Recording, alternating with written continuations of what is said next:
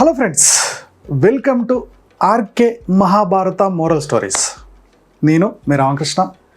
మన మహాభారతంలోని కొన్ని స్టోరీస్ని, కొన్ని క్యారెక్టర్ని ఎంచుకొని వాటి నుంచి ఈ జనరేషన్ అయిన మనం ఏం నేర్చుకోవచ్చు, దాన్ని ఎలా ఇంప్లిమెంట్ చేయొచ్చు అనే టాపిక్స్ డిస్కస్ చేస్తున్నాం. అందులో భాగంగా శక్తి గొప్పదా, జ్ఞానం గొప్పదా అనే ఒక స్టోరీని మనం తెలుసుకోబోతున్నాం.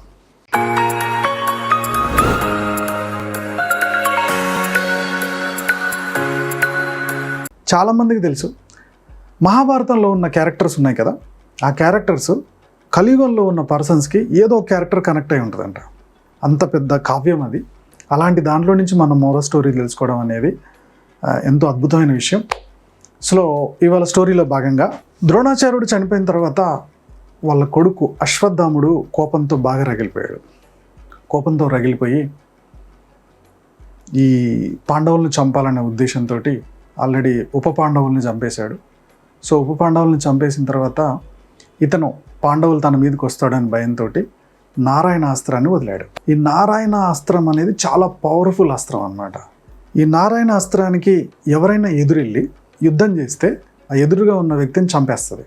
అంత పవర్ఫుల్ అనమాట దానికి. ఫస్ట్ భీముడు ఆ అస్త్రంతో ఫైట్ చేద్దామని గద లేపుతున్నాడు.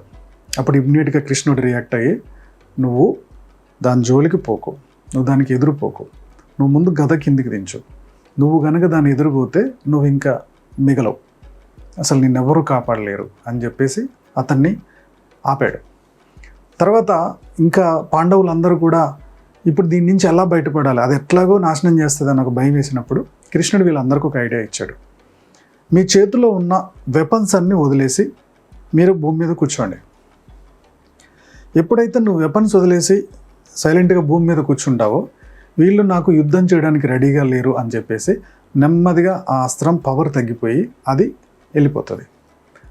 అప్పుడు యుద్ధం చేయాల్సిన ఆ టైంలో కూడా ఆ నారాయణ అస్త్రానికి కృష్ణుడు చెప్పినట్టు విని తల కిందికి ఉంచుకొని ఆ వెపన్స్ అన్నీ వదిలేశారు, కూర్చున్నారు.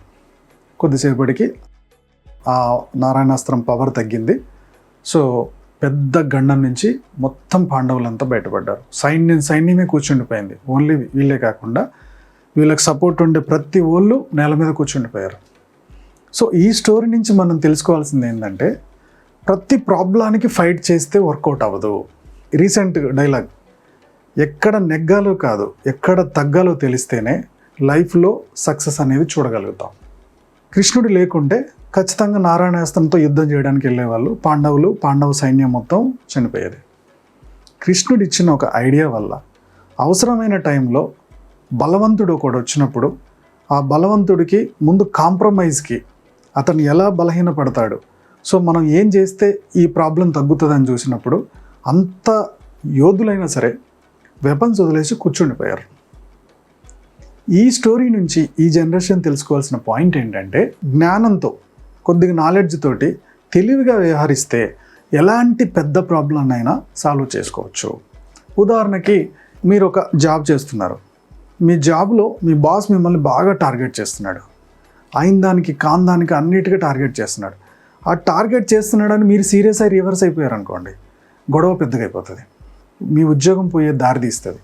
దీనికి మీరేం చేయొచ్చు, ఫస్ట్ మీ బాస్ ఎందుకు ప్రతిదానికి ఇలా చేస్తున్నాడు ప్రూఫ్లు కలెక్ట్ చేయండి. ఇది తెలివితేటలు. ఈ ప్రూఫ్ కలెక్ట్ చేసి ఈ ప్రూఫ్లతోటి మీరు ఆ పైన ఉన్న మేనేజర్కి కానీ లేకపోతే ఆ పైన ఉండే సీనియర్ మేనేజర్కి కానీ ఎండీకి కానీ ఒకరోజు అపాయింట్మెంట్ తీసుకొని ఇవి జరుగుతున్నాయని చెప్పండి. ఈ జరుగుతున్నాయని మీరు ఆల్రెడీ ప్రూఫ్లతో చూపించిన రోజున ఈ ప్రాబ్లానికి మీరు ఉద్యోగం పోకుండానే, మీ ఉద్యోగం ప్రాబ్లం కాకుండా ఐదర్ వాదిస్తారు, ఐదర్ అతనికి వార్నింగ్ ఇస్తారు, లేదా మిమ్మల్ని డిపార్ట్మెంట్ మారుస్తారు. ఎట్లాగో వీడితో గొడవ పెట్టుకొని మనం బయటికి వెళ్ళాలని ఫిక్స్ అయిన వాళ్ళం కాబట్టి ఈ ప్రాబ్లం వల్ల ఒకవేళ బయటికి వెళ్ళిపోవాల్సి వస్తే హ్యాపీగా బయటికి వెళ్ళిపోతాం. ముందు అతన్ని ఎక్స్పోజ్ చేసి వెళ్ళడం వల్ల నెక్స్ట్ ఎవరినన్నా ఇబ్బంది పెట్టి టార్గెట్ చేద్దాం అనుకున్నప్పుడు ఆల్రెడీ అతని మీద 2-3 కంప్లైంట్లు ఉన్నాయి కాబట్టి ఖచ్చితంగా నెక్స్ట్ వాళ్ళకైనా ఈ ఎఫెక్ట్ కాకుండా ఉంటుంది. సో తెలివితోటి వ్యవహరించాలి. ప్రతి దానికి వాళ్ళు ఏమన్నా ఆవేశంగా మనం ముందుకు వెళ్ళిపోతే ప్రాబ్లం పెద్దగా అవుతుంది, ఉద్యోగాలు పోతాయి. రెండోది, అవసరమైన ప్రతిసారి ఫైట్ చేయడం కన్నా కాంప్రమైజ్ అయితే, కొంచెం తగ్గితే చాలా ప్రాబ్లమ్స్ సాల్వ్ అవుతాయి. ఇది ముఖ్యంగా ఎవరైతే న్యాయ పోరాటాలు చేస్తారో, ముఖ్యంగా కేసులలో ఇరుక్కుంటారో, ముఖ్యంగా ఆస్తి తగాదాలు, అన్నదమ్ముల తగాదాలు, లేకపోతే పెదనాన్న చిన్నాన్న పిల్లలతో గొడవలు, వీటిలలో కోర్టు మెట్లు ఎక్కుతారు. కోర్టు మెట్లు ఎక్కితే ఒక సామెత ఉంటుంది. కోర్టు మెట్లు ఎక్కినప్పుడు ఓడినోడు కోర్టులో ఏడుస్తాడు, గెలిచినోడు ఇంటికి వచ్చి ఏడుస్తాడంట. ఎందుకు అంటే ఆ లాయర్కి ఆ కోర్టు కేసులకి అప్పటిదాకా పెట్టిన ఖర్చు అతను గెలిచిన ఉపయోగం లేకుండా అయిపోద్దంట. ఇలాంటి సిచ్యువేషన్స్ వస్తున్నప్పుడు సంవత్సరాలు పట్టింపులోకి వెళ్ళి ఆ తగాదాలని కంటిన్యూ చేసుకునేదానికన్నా కోర్టు బయట మాట్లాడుకొని కాంప్రమైజ్ అయ్యి మిగిలిన లైఫ్నైనా, మిగిలిన ఆస్తినైనా ఎంజాయ్ చేస్తూ మిగిలిన లైఫ్నైనా ఎంజాయ్ చేయడానికి ట్రై చేయాలి అనేది మనం ఈ స్టోరీ నుంచి అర్థం చేసుకోవచ్చు.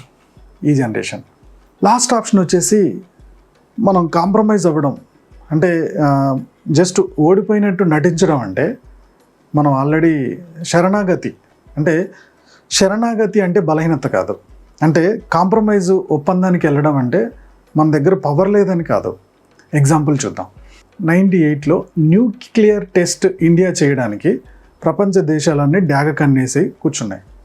ముఖ్యంగా అమెరికా వాచ్ చేస్తుంది మనల్ని, ఈ న్యూక్లియర్ వెపన్ మనకు రాకూడదు అని. అమెరికాను ఒప్పించాం, మేము రాము, మీ జోలికి రాము అని మనం కాంప్రమైజ్ యాంగిల్లోనే ఉన్నాం. కానీ సీక్రెట్గా అమెరికా శాటిలైట్ కూడా దొరకకుండా చాలా సీక్రెట్గా అబ్దుల్ కలాం లాంటి సైంటిస్టులు, అటల్ బిహారీ వాజ్పేయి గారి సూచనలతోటి మనం న్యూక్లియర్ టెస్ట్ చేసాం రెండోసారి. ఆ టెస్ట్ వల్ల మనకు జరిగిన లాభం ఏంటంటే మనం కూడా న్యూక్లియర్ బాంబు కలిగిన ఒక దేశం అయ్యాం. దీంతో అప్పటిదాకా మనల్ని అసలు వీళ్ళు ఏం చేస్తారులే, వీళ్ళకేం చేతగట్లేదులే అనుకున్న మన మీద డేగ కన్నేసిన అమెరికా, మిగిలిన యూరోప్ కంట్రీస్ షాక్ అయిపోయాయి.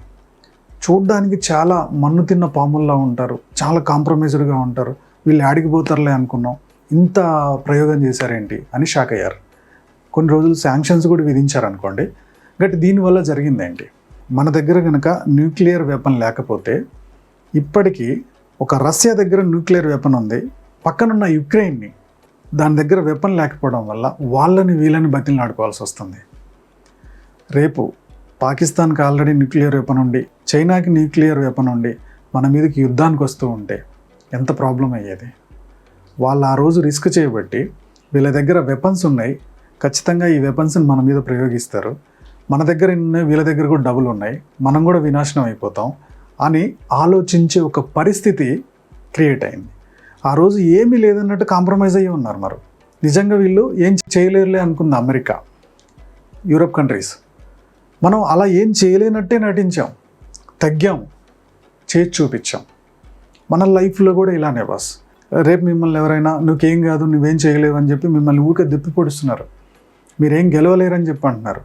ఏం పర్లేదు, మీరు అవన్నీ పట్టించుకోకుండా వాళ్ళ ముందు అసలు మనం ఏం చేయలేము అన్నట్టే నటిస్తూ మీ పవర్ని, మీ లోపల ఉన్న పవర్ని మొత్తం కూడా తీసుకొని మీ లైఫ్లోనో, మీ బిజినెస్లోనో, మీ జాబ్లోనో సక్సెస్ అయ్యి చూపించాలి. తగ్గినంత మాత్రాన మనం ఓడిపోవడం కాదు, ఆ తగ్గుదలని తగ్గినట్టే ఉంటూ మన లైఫ్లో గొప్పగా ఎదిగి చూపిస్తే ఎవడైతే కామెంట్ చేశాడో వాడు నోరు మూసుకునే స్థాయికి ఎదిగిన రోజునే సక్సెస్ అవుతుంది. కృష్ణుడు కూడా అదే చెప్పాడు. సో పాండవులు కృష్ణుడు అదే చెప్పాడు, తగ్గి కూర్చోండి ప్రాబ్లం సాల్వ్ అవుద్ది అని.